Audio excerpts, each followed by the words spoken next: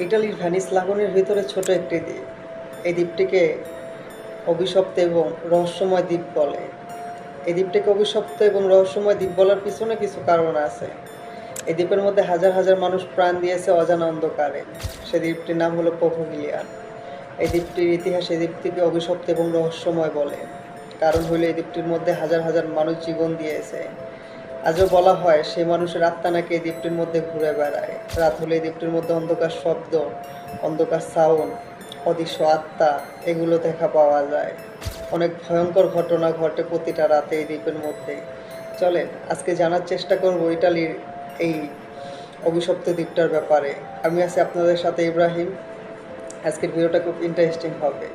মধ্যযুগে পুরো ইউরোপের মধ্যে প্লেগ নামের একটি মহামারী খুব ভয়ঙ্করভাবে ছড়িয়ে পড়ে। দেখা দেয় মরণঘাতিক রোগ। সেই রোগীদের রাখার জন্য পপুগলিয়া নামের এই দ্বীপটিকে তৈরি করা হয়। সেখানে এই রোগীগুলোকে পাঠানো হতো।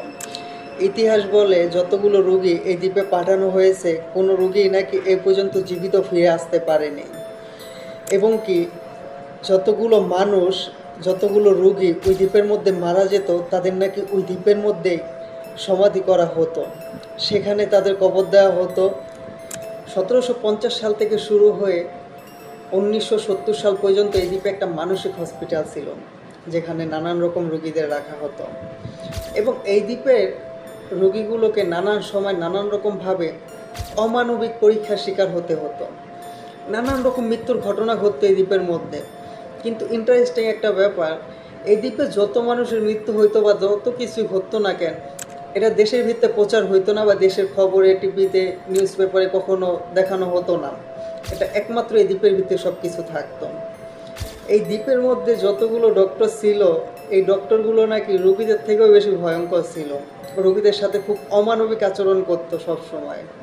এবং আশেপাশে থাকা মানুষগুলো বলে প্রতি রাতে এই দ্বীপের থেকে নানান রকম ভয়ঙ্কর চিৎকার, নানান রকম ভয়ঙ্কর আর্তনাদ, নানান রকম শব্দ শোনা যেত। খুব ভয়ঙ্কর ভয়ঙ্কর সাউন্ড আসতো। এই দ্বীপের আশেপাশে থাকা মানুষগুলো থেকে জানা যায় এই দ্বীপের ভেতরের রহস্য নাকি খুবই ভয়ঙ্কর। সে বহুকাল আগের কথা, ওইগুলো নাকি বাদই দেন। কিন্তু বর্তমানে যদি কোনো মানুষ রাতের বেলা এই দ্বীপের আশেপাশে যায় তাহলে নাকি খুব ভয়ঙ্কর চিৎকার, ভয়ঙ্কর আর্তনাদ শুনতে পাওয়া যায় এবং দেখতে পাওয়া যায় ভয়ঙ্কর কালো ছায়া।